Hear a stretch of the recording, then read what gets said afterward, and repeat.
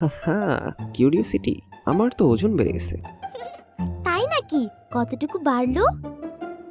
হ্যাঁ, পুরা ১, ২, ৩, ৪০০ গ্রাম।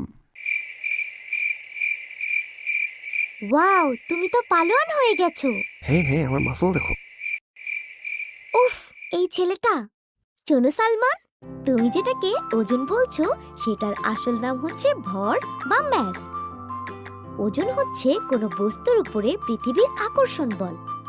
অর্থাৎ পৃথিবী তোমাকে কতটুকু বল দিয়ে আকর্ষণ করছে সেটাই হচ্ছে ওজন বা ওয়েট। ওজন হচ্ছে স্রেফ একটা বল, তাই এর একক হবে নিউটন। অন্যদিকে ভর হচ্ছে কোনো বস্তুর মধ্যে থাকা মোট পদার্থ বা ম্যাটারের পরিমাণ।